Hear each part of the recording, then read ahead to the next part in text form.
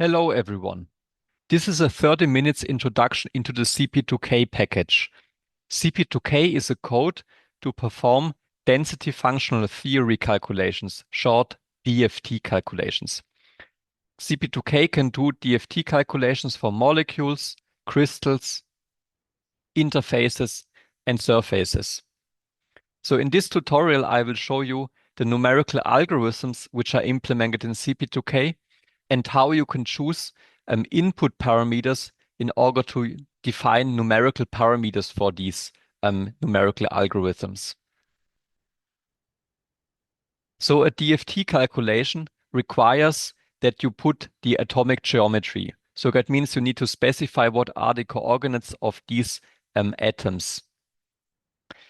If you do a periodic DFT calculation for a crystal, for example, you need to define also the unit cell. You need to say what is the length of this edge of the unit cell, this edge of the unit cell, and also you need to define the angle.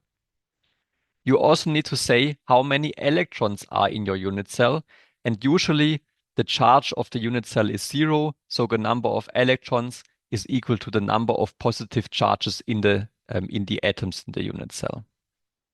Then you can use your preferred DFT package. I'm very sorry if I forgot your favorite DFT package to do a DFT calculation on this structure. You can get many things out of such a DFT calculation. For example, the electron density of the ground state.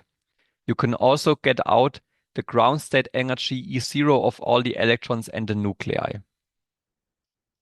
You can also optimize the positions of the atoms to minimize the ground state energy. So that means you can move this atom here to the right, and if the total ground state energy gets lower, you know, okay, the atom is actually really here on the right, not on the left in the experiment. And from such a geometry optimization, you can get, as I said, the atomic positions that are realized in experiments. You can also optimize the cell. This would be called cell optimization. So you also vary the angle of the cell and the length of the edges of the unit cell. And in this way, you can also compute the lattice constant of your crystal. You can also do statistical averaging over the atomic positions. So this is, for example, needed to describe liquids using molecular dynamics. And the reason is that the molecules in liquids just move given by the temperature. So we need a statistical average. And CP2K is also very often used for this molecular dynamics of liquids. You can also compute from DFT the electronic band structure of a crystal. We will come to this also later, but one needs to be careful there. And also much more. So as I said, we want to discuss in this tutorial how to put parameters in the CP2K input. So we want to specify now these positions of the 3 atoms. And I picked here monolayer molybdenum disulfide. So this is a 2D material with 3 atoms in the unit cell. And here you see I put the coordinates of these 3 atoms in the so-called coord section of the CP2K input. So the CP2K input is usually organized in these sections which start with this and sign and they end with an and sign. And you put all these sections together, and I will show you also later the full CP2K input. You also need to specify the unit cell. So you need to specify the length of all the edges of the unit cell and the angles. So this is done here. So 2 edges have roughly 3 angstrom length, and the set length is roughly 18 angstrom. And here you see also that we have 3 angles in the 3-dimensional unit cell, which are specified here. And then CP2K automatically repeats that unit cell. So CP2K computes then such a periodic arrangement of unit cells, and this is controlled by this periodic keyword. So if you have periodic XY, that means the unit cell is replicated in X and Y direction. Usually for a 3D crystal or for a liquid, which is also 3-dimensional, you would specify here periodic XYZ. So now you might ask where I do actually get these atomic coordinates from. And the answer is usually you get them from databases. I list here now 3 databases for you. The first one is the 2D materials database where I got the molybdenum disulfide geometry from. When you enter this website, you will find that there are the lengths here of the unit cell and also the angles. And then you need to go here to this XYZ and you need to download the, you can download here the positions of the atoms. There are also databases for 3-dimensional crystals, which are, for example, the crystallography open database or the materials project, which actually already contains DFT calculations.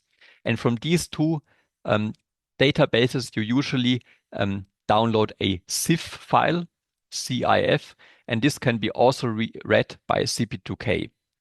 And usually I validate my CP2K calculation by doing a band structure and calculation in CP2K, and then to compare the computed band structure here to the materials project, which also feature computed DFT band structures. So now you might also ask whether these coordinates are in some way unique, or if you have 2 different coordinate sets, are they some maybe equivalent?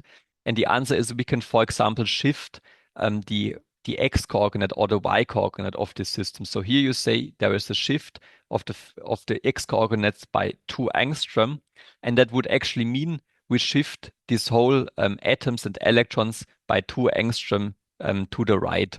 So it would be somewhat a different structure from this, but actually we have periodicity in the whole x direction. So actually we will get new atoms and electrons from the left. So we actually have the same periodicity as we have it here. So shifting atoms by 2 angstrom in one direction, all atoms in one direction doesn't affect the DFT calculation. So now coming to the DFT algorithm in CP2K. CP2K implements, as many other programs do, Kohn-Sham density functional theory with periodic boundary conditions. So you are most likely familiar with the Kohn-Sham equations, which I show you here. So you see the Kohn-Sham orbitals psi j k. J is the band index, k is the crystal momentum. Here you see the Kohn-Sham Hamiltonian, which contains the kinetic energy, the external potential, so which is the Coulomb potential by the atomic nuclei, the Hartree potential, and the exchange correlation potential. Once we have solved this equation, we can actually get the Kohn-Sham orbitals psi j k. From this, we can compute the electron density. So by summing over all k points and summing over all occupied states. You also see that the Hartree potential and the exchange correlation potential, they depend on the electron density. So that means we actually need to start with an initial guess for the electron density in order to solve for the first Kohn-Sham orbitals. Once we have computed a new set of the electron density, we can actually plug this electron density in here and compute new Kohn-Sham orbitals. From this, we compute a new electron density, and then this loop will be performed until the electron density does not change significantly anymore. Once we have this electron density converged, we can compute the ground state energy of the system by plugging in the electron density into the ground state energy functional from density functional theory. And then by this we get the ground state energy E0. So now the CP2K input, which influences this self-consistent field loop, is as follows. We specify the exchange correlation potential in the so-called XC section, so exchange correlation section. And here we specify the PBE functional. We have to be actually very careful that this loop here really converges. So that means that the electron density gets really stationary. And one trick is, for example, to not use the fully new electron density, but you use, for example, 90% of the old electron density from the last SCF step and only 10% of the new electron density. And this mixing fraction is specified in this SCF section of CP2K. For example, here you see alpha being 0.1, and this roughly means you only admix 10% of the new electron density and 90% of the old electron density. You also specify here an EPS SCF. So this actually says when does the SCF terminate, and CP2K computes an estimator how well the SCF is converged, and if once this estimator is below 10 to the minus 7, your SCF stops and says that your electron density is converged. Usually 10 to the minus 7 is a very safe choice. Max SCF tells you that if CP2K does 200 SCF iterations, so 200 iterations in this loop, then CP2K stops and says that the SCF did not converge. In this mixing section, you could also specify more parameters, but at least to us, these parameters lead for many materials to good SCF convergence. If you see that the SCF is not converging, so is running into this limit of 200 cycles, it might be useful to try the so-called orbital transformation for the self-consistent field cycle, so in short OT. I show you this SCF section here, and if you put this SCF section instead of this one here, then the SCF might converge when this one, the left one, does not converge. You also see that you need to sum over all K points here in order to get the electron density. This is controlled in CP2K by the K points section. Here you see for this 2D material, we use an 8x8 Monco's pack mesh, so this is 64 K points then. And which should be also fairly converged. So you can also check for convergence here if you enter 16x16x1 and to check whether your total energy changes a lot or not. For large unit cells, for example, if you study liquids or large surfaces or defects in the surface, usually you do not need to put so dense K meshes, and often only a single K point is sufficient, which is usually the gamma point. And then if you want to do such a gamma only calculation, please just remove this K point section completely from the CP2K input, because then your calculation will be accelerated a lot. So when CP2K is doing this SCF loop, you also see this in the output of the CP2K program. So here you see the step index of the self-consistent field iteration, and you see that in this example, the SCF converged after 56 steps. You also see here in convergence the estimator for the SCF convergence, and once this estimator dropped below 10 to the minus 7, or in our case here it's below 10 to the minus 9, the SCF will terminate and will say that it's converged. You also see here the total energy, and be careful, the unit of this total energy is Hartree. So 1 Hartree is actually 27.2 electron volts. You also see here also the execution time of a single SCF step in seconds. Now we want to compute the band structure from DFT with CP2K. The band structure here is the energy of an electron in band J at crystal momentum K. Please be very careful that band structures computed from DFT are not very reliable, in the sense that there is no theorem that guarantees that DFT band structures actually correspond to actual band structures, so to ionization potential, so to the ionization process, really removing an electron from the solid. And this flaw usually leads to the fact that band gaps in DFT are much too small compared to the experiment. But often the dispersion of the bands, so that means the curvature of the bands, is correct. So that means, nevertheless, many people execute band structure calculations with DFT. Usually one follows a K path in the Briand zone for plotting a band structure. So here, for example, you could choose the path going from gamma to K to M to gamma. And all of these K points here are then used in order to compute these eigenvalues at all of these K points. And now you can use that paper here, and here are the coordinates specified of the gamma point, the K point, and the M point. And these coordinates you need to set into the CP2K input. So this you see here, there are these 4 points when we go from gamma to M to K to gamma, and here we need to specify the coordinates here from that table. And in general, you need to put this to the print section, to the band structure section, and then it actually computes the band structure at 49 points between all of these special K points. So because we have here now 3 paths, we have roughly 150 K points we compute the band structure for. So now CP2K uses Gaussian basis functions.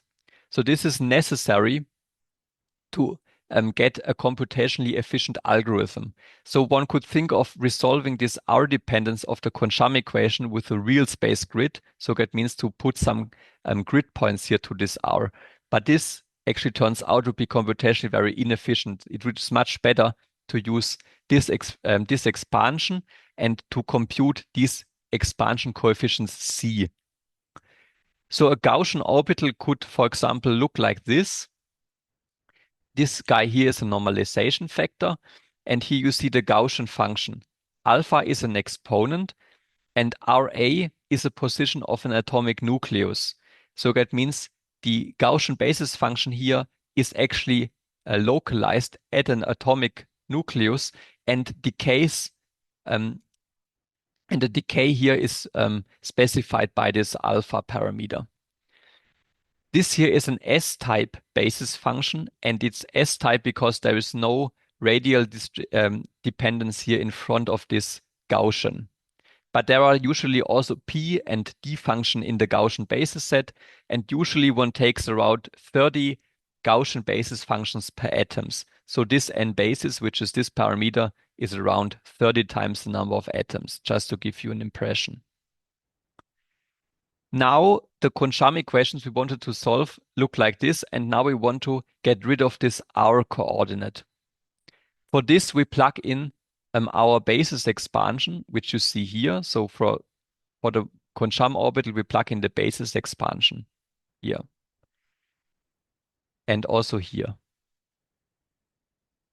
Then we multiply from the left with another Gaussian basis function phi nu of R. We do this here on the right and on the left. And then we integrate over the whole space. This we do again on the left here and on the right here. Now we separate this sum over all Gaussians to here. So this is the sum nu, C nu n. And we are left with an integral over the one Gaussian basis, here the Kohn-Sham operator, and another Gaussian basis function. And then this integral gives the so-called Kohn-Sham matrix H mu nu. And this we know when we know all of these potentials and also the kinetic energy, which we all know. So H is known. And similarly, we do this here on the right. There is the sum over nu, C nu n. This is here. And then we are left with an integral over these two Gaussian basis functions. And this is the so-called overlap matrix S. If we now say H is a matrix, a square matrix, C is actually also a square matrix, and S and C also, then we can write this very compact matrix notation. So that means we actually reformulated a problem in real space with a real space coordinate in a very simple matrix equation. And the matrices you can now calculate how big they are, namely from this equation here. For example, if you would have 10 atoms in your calculations, you would have 300 basis functions, and all of these matrices would be 300 times 300 matrices. this is much better and computationally much more convenient than having here a continuous coordinate of R or any real space K mesh. So as I already said, we know the matrix H, we know the matrix S, and this is actually a so-called generalized eigenvalue problem. So just from knowing H and S, we can compute the molecular orbital coefficient C and the eigenvalues epsilon. Just for comparison, if this overlap matrix would be an identity matrix, so we just get rid of it now in thought, then this equation would be a usual eigenvalue problem. H would be the matrix we like to diagonalize, epsilon are the eigenvectors, and in C, we actually collect all eigenvectors. So in this way, it is not very unfamiliar, and we can actually transform this generalized eigenvalue equation, so with matrix S, to a standard eigenvalue equation. And in this way, CP2K gets the C matrix and the epsilon and the eigenvalues epsilon. So now we need to define in the CP2K input which Gaussian basis functions we want to choose. So I already said we have roughly 30 functions per atom. And this we do for every atom type. So for our molybdenum disulfide case, we have to tell what basis functions we choose for the sulfur and which one for the molybdenum. And one usually changes the so-called molar basis sets. So here we choose a double zeta valence polarization basis set. And these basis sets, they are contained in the file basis molopt. And this basis molopt file is contained in the CP2K GitHub directory. And now you need to check that your basis set is large enough in order to expand this Kohn-Sham orbital well enough. So if you would use not enough basis functions here, then it might happen that you cannot actually represent your true Kohn-Sham orbital. And you can check whether your basis set is complete enough if you use larger and larger basis sets. So here you see we use now a double zeta basis sets, but there are also larger basis sets contained in this basis set molopt file. So a smaller one would be single zeta, larger ones are triple zeta. And usually one checks the result one obtains from DFT calculations with larger basis sets to check for convergence with the basis sets. And if you, for example, see that your calculation from a double zeta basis set and a triple zeta basis set gives the same result, then you know that the double zeta basis set is already converged and good enough in order to represent your Kohn-Sham orbitals. So now there is one culprit, namely we need to compute the Hartree potential and also the exchange correlation potential using the electron density. And I show it now here for the Hartree potential. So we have to actually integrate the electron density over the real space R prime, and we need to multiply with the Coulomb interaction. So if we would execute this formula literally on a real space grid, so for a real space grid for R prime, a real space grid for R, this would be computationally insane. So that means we need to think of something else. And this something else in CP2K is the Gaussian and plane wave scheme, GPW. So I should mention in other software packages, there are other ways in order to compute the Hartree potential. So they are often similarly efficient, but CP2K uses this GPW scheme, which is also fairly efficient for large cells. So the first step in this GPW scheme is to compute the electron density on a real space grid. So I previously told you that real space grids are not very efficient, but here this is a kind of an exception in this GPW scheme, and maybe you see later also why this is the case. So we use that formula here for computing the electron density, and actually CP2K then inserts already the basis expansions for psi j in terms of Gaussians, and this actually leads to the that here there's a density matrix which is giving here, and then a product of two Gaussians. And this is actually this red box is the reason why it is the first name is Gaussian in this GPW scheme. The next step is to do a fast Fourier transform of the electron density. So this GK here are reciprocal lattice vectors, and I write here an index K because we do this for a large number of lattice vectors G. And here you see the fast Fourier transform, and that's here we need actually the real space grid points Rj. So this is actually an integral over real space.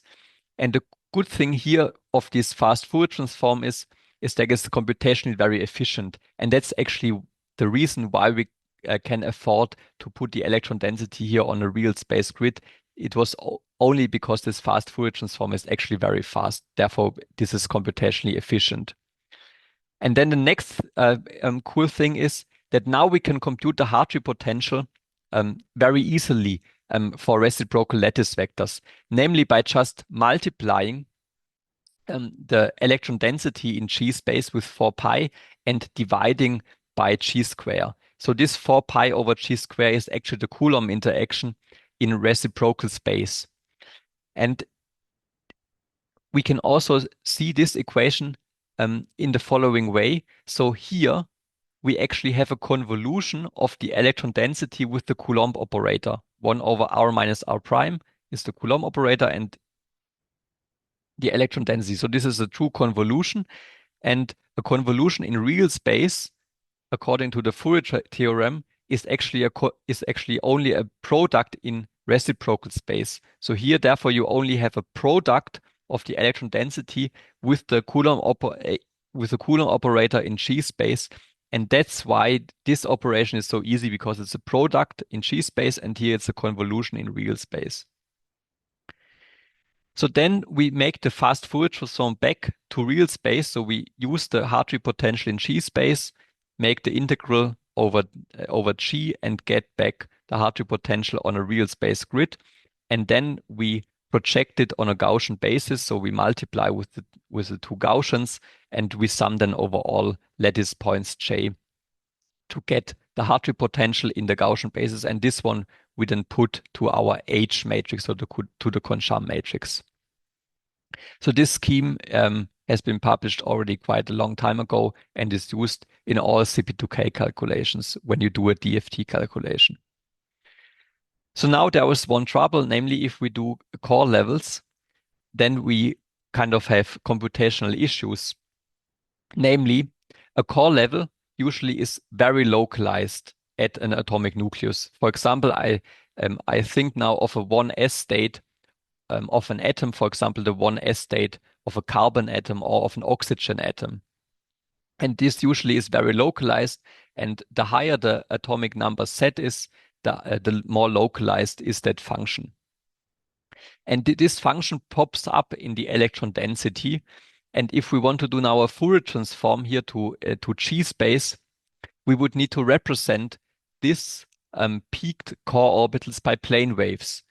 And that would mean we would need plane waves which oscillate very fast, such that this very peaked electron density can be represented. And this actually means that we would need extremely many of these plane waves for an accurate Fourier transformation of the electron density. This would be computationally extremely demanding and would make this GPW, so the Gaussian plane wave scheme, computationally untractable. And therefore, we actually absorb in CP2K the core electrons usually in a pseudopotential. So we replace the bare Coulomb interaction or Coulomb potential from a atomic nucleus by a pseudopotential, and this we do by absorbing the core electrons into this pseudopotential. In CP2K, we use the so-called Göttinger theta Hutter, in short GTH pseudopotentials. So now how can we control this Fourier transform and pseudopotentials in the CP2K input? So first we had to do a Fourier transform of the electron density from real space to G space, and we now say what is the number of G vectors in the so-called M-grid section of CP2K. So here we define a cutoff and a relative cutoff. And usually a cutoff of 600 and a relative cutoff of 100 are super well converged.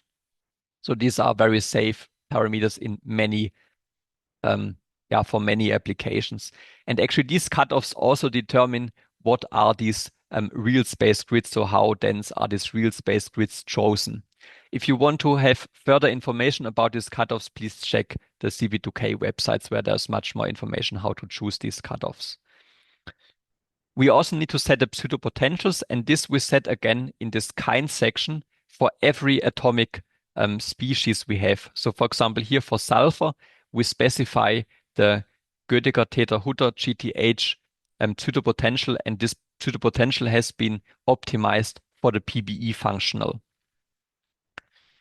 We also can specify that we want to use the Gaussian and plane wave scheme, and this we do by choosing method GPW. So now we have discussed standard DFT calculations in the Kohn-Sham scheme, and this we activate by activating run type energy. We can also do a geometry optimization, so to minimize the ground state energy from DFT. This we do by GeoOpt. But keep in mind the cell parameters, so the edge lengths and the angles of the cell are kept fixed in this GeoOpt. If you also want to optimize the cell angles and the length of the edges of the cell, choose CellOpt. If you want to move the atoms according to a temperature, for example, needed for a liquid, then choose molecular dynamics. This choose by run type MD. Here you see again, as a wrap-up, the full CP2K input for computing a band structure of monolayer molybdenum disulfide. You see in the global section, we say that we only want to do an energy calculation, so only a DFT calculation, no motion of atoms. We need to specify in the DFT section where CP2K searches for basis sets and where CP2K searches for pseudopotentials. I showed you that the grid sections here control the Fourier transform of the electron density and the Hartree potential. We choose the Gaussian and plane wave methods, and in this method, there are also certain thresholds, so numerical thresholds. And usually, a threshold of 10 to the minus 12 is sufficient. If you want to check whether they are low enough, please lower them and check whether your results stay the same. I showed you that we need to be careful about the self-consistent field, where we update the electron density and where we might only admit a small portion of the new electron density to the old one. Here you choose the exchange correlation functional, which I chosen here to be the PBE functional. You select here the K-point mesh, which is used to compute the electron density. If you have a very big cell, for example, a cell which is 20 angstrom by 20 angstrom by 20 angstrom, then you can safely delete this section completely, and then you only take the gamma point, so a single K point. This print section here is used to print the band structure, which is here band structure, and here we had to specify the path in the Briand zone for printing the band structure.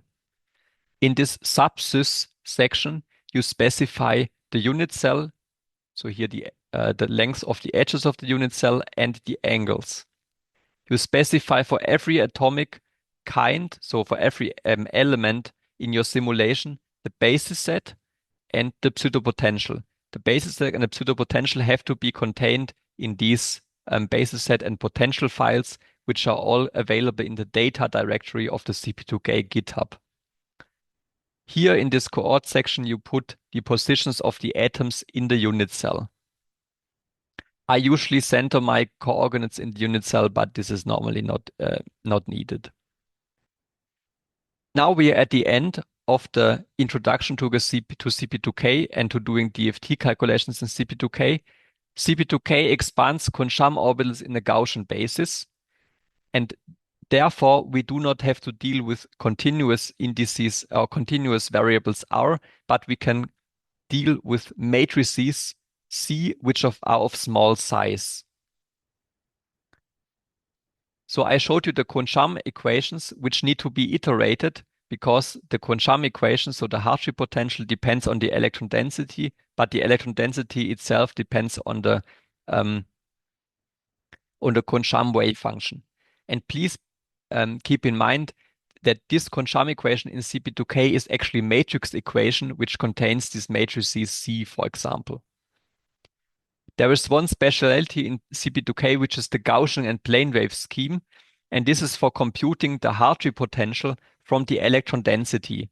In this Gaussian and plane wave scheme, one first computes the electron density for reciprocal lattice vectors by a fast Fourier transform.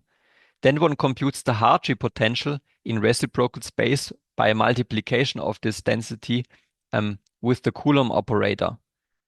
And this is much easier operation compared to real space. And that's also why we do this Gaussian and plane wave scheme.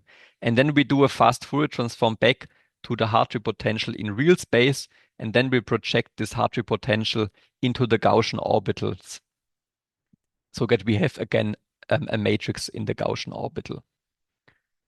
Now I have one control question for you.